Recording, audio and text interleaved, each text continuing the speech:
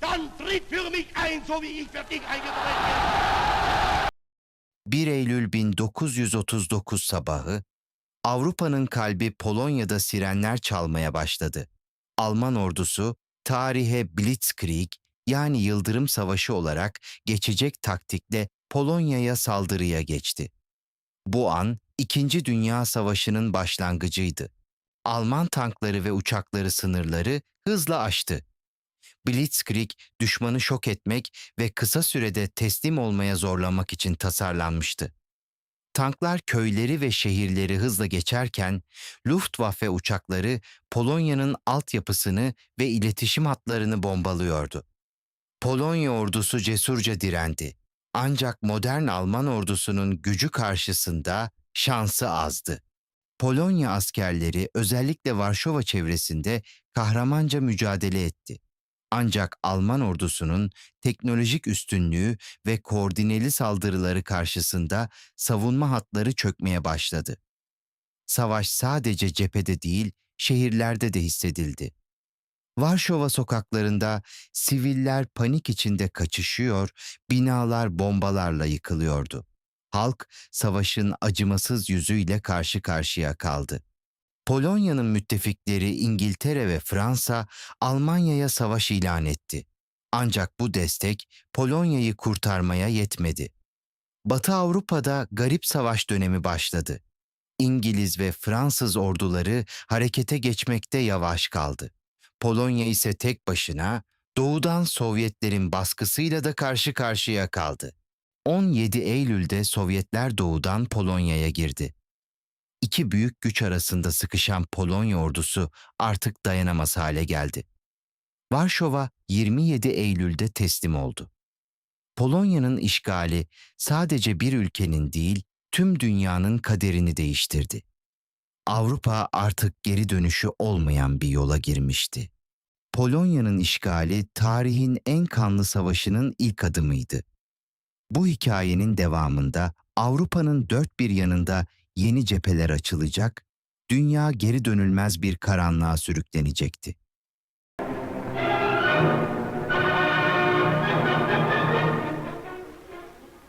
Poland, September 1939. The German foe begins its ruthless march of conquest and sets the stage for World War II. Poland's 34 million inhabitants, crushed, scattered and enslaved. Tens of thousands of square miles of territory shrink before the movement of lightning-armored columns. Poland and the world learn the meaning of a grim new word, blitzkrieg. Here is shown the initiation of that phase of modern warfare. These pictures of the preparation for attack and later the actual combat were all made by German frontline cameramen. Therefore, they stress Nazi superiority. Success is unimpeded as Hitler's divisions move against outnumbered Polish defenders. Later, on other world battlefronts, the Allies are to destroy the myth of the invincibility of the Nazi armies. But this is Hitler at the peak of his armed might, and the record of a nation overrun in just days is of military as well as historical importance.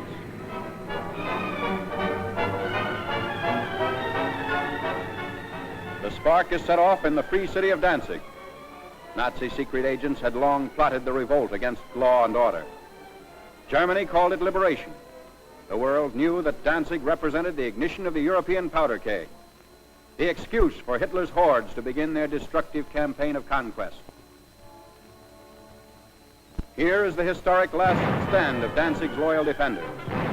They're entrenched in the city's post office and under repeated fire of Nazi-trained militiamen.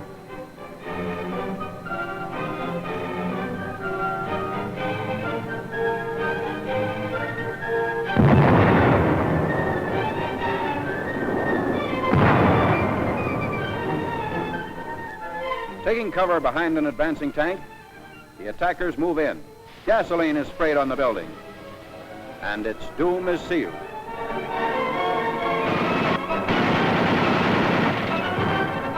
On September 1st, Danzig is incorporated into the Reich, and all Europe is aflame. World War II is a reality. Nazi regulars move up. The Germans brazenly call it counterattack with pursuit. The civilized world knows it as the unleashing of unheard-of military might. With little to stand in their way, the Nazi divisions roar across the Polish countryside and reveal for the first time the machines and weapons that are to terrorize a freedom-loving people. Military observers see the Nazi lightning warfare as setting the style for modern battle. Only a well-devised counter-blitz can stem the flanking and pincer movements of the wily Germans. The motorcycles bring up machine gunners for the opening of the attack.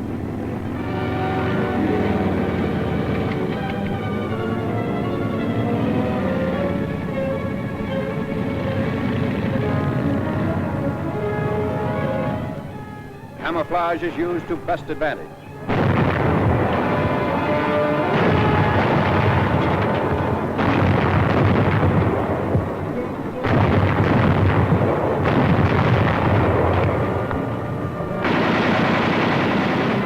Tanks speed the advance as a Polish town is about to fall.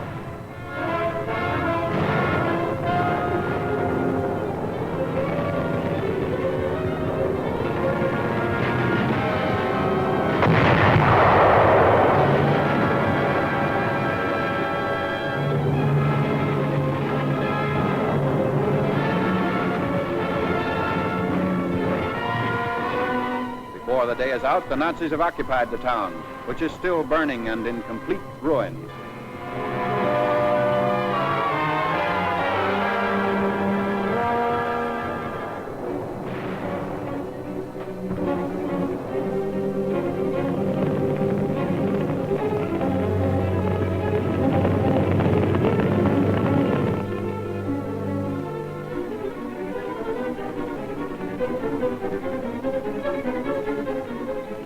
Wrecked equipment testifies to the Polish rout. There's no halt in the wrecked town. The military timetable calls for the rushing up of troops for more blitz attacks. The German strategy is to isolate Polish forces as quickly as possible. So the Nazi columns move according to prearranged schedule. 30 to 37 miles per day, as the German claim.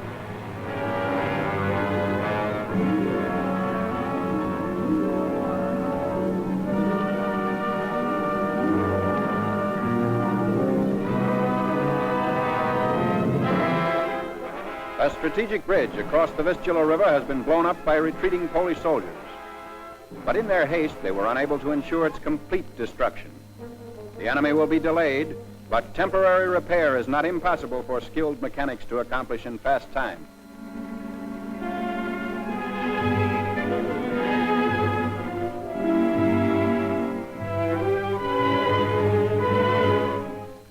A German sapper detachment sent ahead of the fighting unit goes to work. These men are trained to construct emergency roads as well as bridges.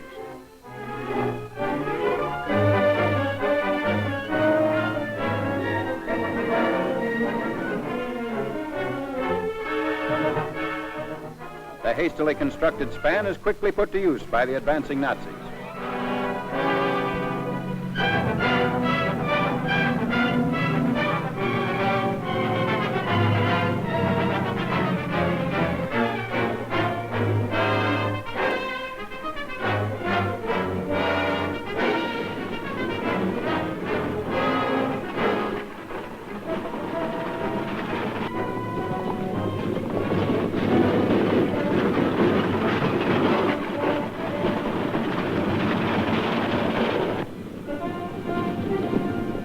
Many units don't even wait for the repairs.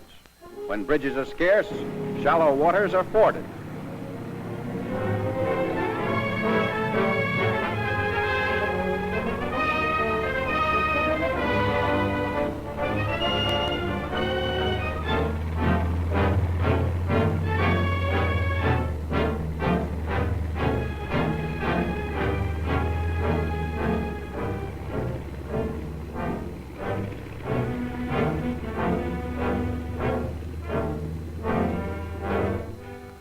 The blitz-minded German generals even defy fatigue.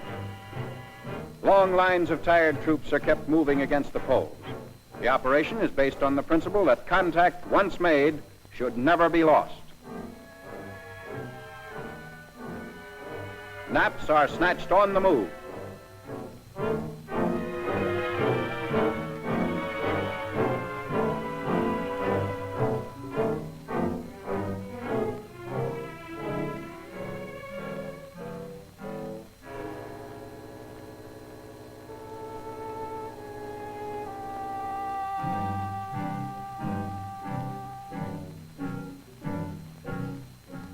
Complete halt comes only during the lull between battle movements.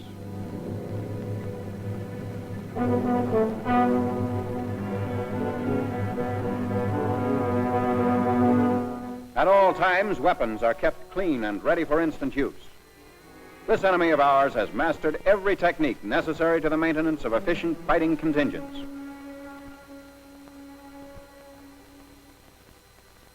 The Polish harbor of Gdynia. For the defense of this vital seaport, the Poles have sunk ships to block the entrance of German warships.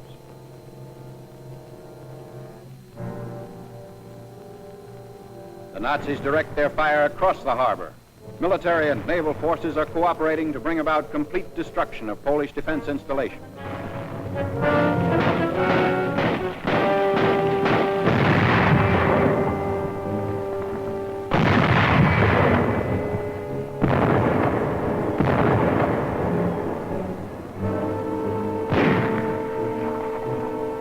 After a thorough bombardment, the outnumbered garrison of Gdynia surrenders.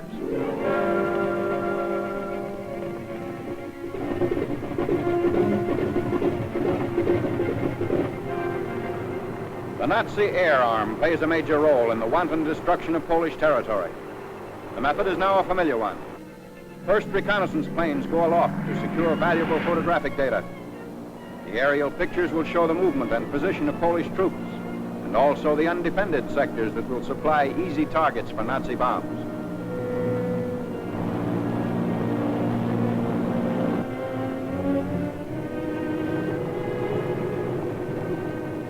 Immediately on landing, the valuable pictures are rushed to the field developing unit. Germans have stated that information thus revealed has formed the base for much of their decisive military operations in Poland. This photograph reveals a truck convoy, closely bunched at a crossroad. If proper distance and interval had been kept between vehicles, they would not be the target shown here.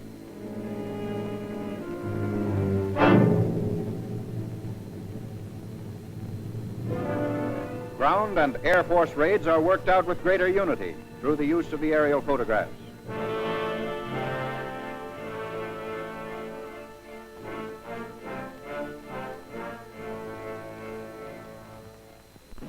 Now the preparation for attack by German fighter planes and bombers.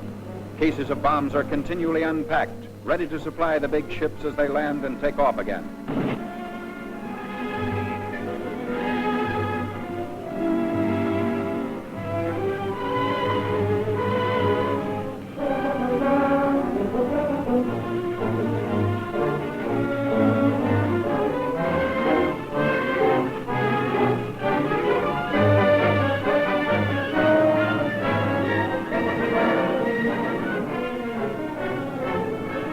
Wave after wave of destructive aircraft leaves the field. They are assigned to swarm ahead of the land armies and destroy complete fortifications, batteries, marching troops, railway junctions, and important highway links.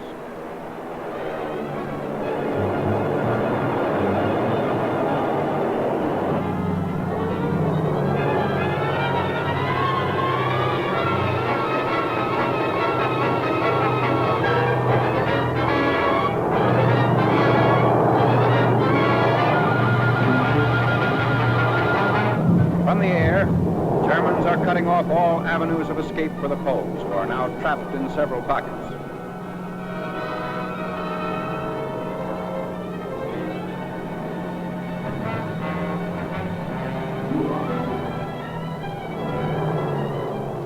A Stuka dive bomber attacks an important railway junction. He swoops down thousands of feet before releasing his bombs.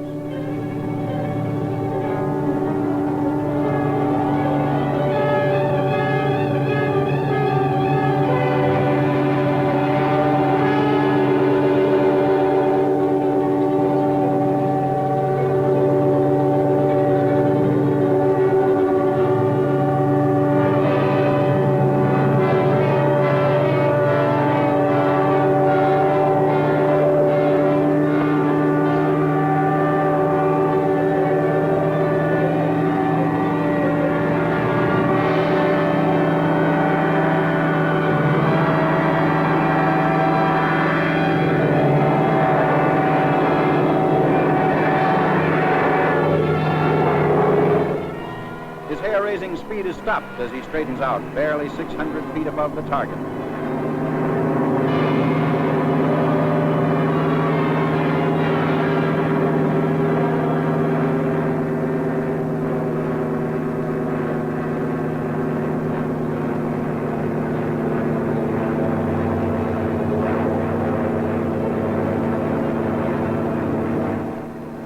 Polish anti-aircraft fire is not sufficient to hold off this winged enemy.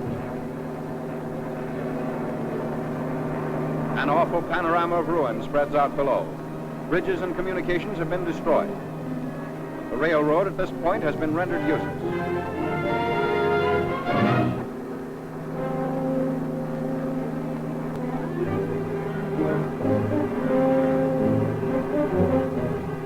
Nazi bombs also knock out the heavy armored cars which the Polish army had hoped would see effective action against the enemy.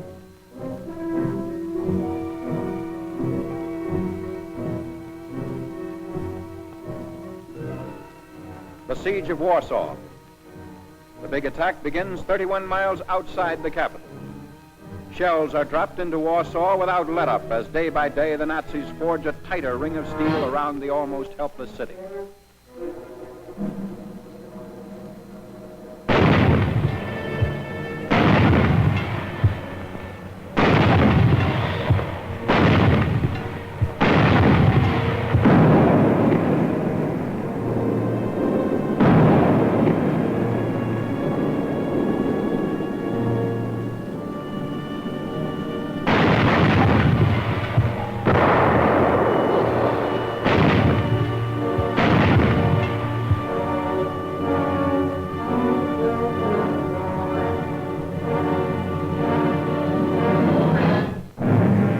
Hundreds of fires in the city send up huge clouds of smoke.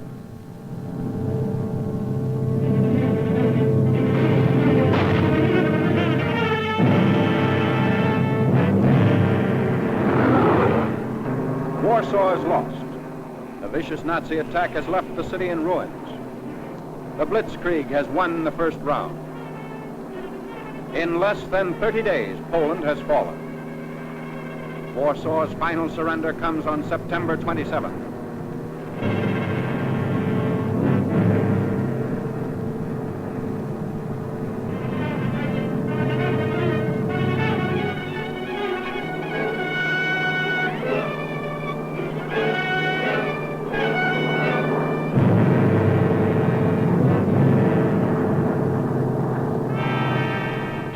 Even as the last shot is fired, the first of the conquerors are already within the city's boundaries. Here again, the wreckage testifies to the fury of the Nazi assault.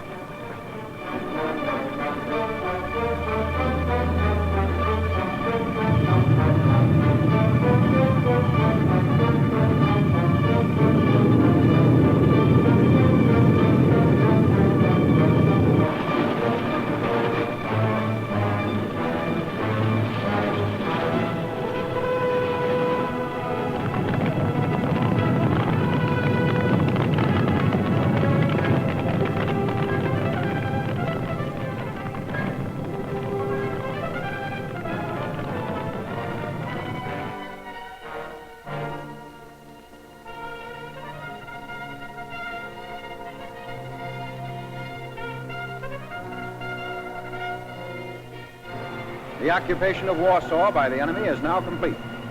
The Poles have fought bravely against this foe, but were overwhelmed by the sheer superiority of numbers and fighting equipment. Polish defenders come up to surrender their arms.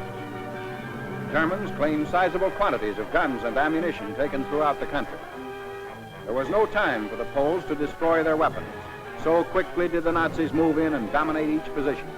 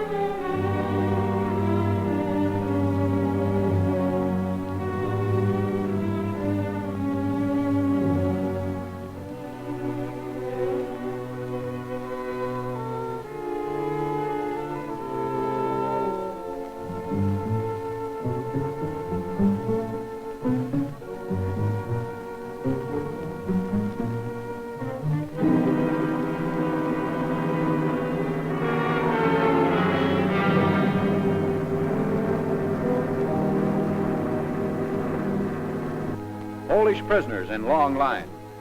500,000 is the estimated total figure.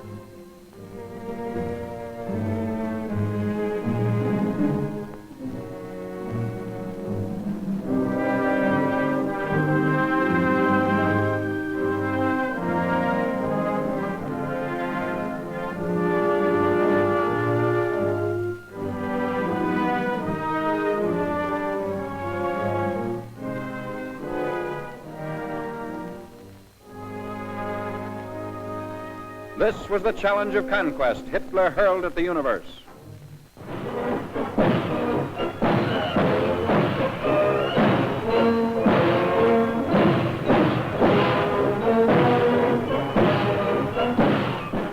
Arrogant, well-trained, the Nazis marched through Warsaw's streets.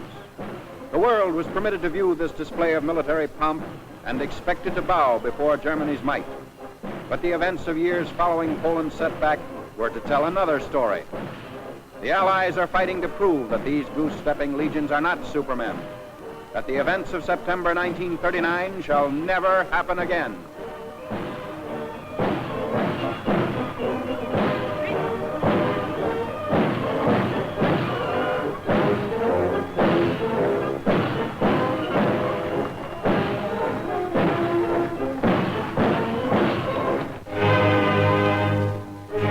Bu tür videoların devamının gelmesi için beğeni atmayı, yorum yapmayı, abone olmayı unutmayın. Sağlıcakla kalın.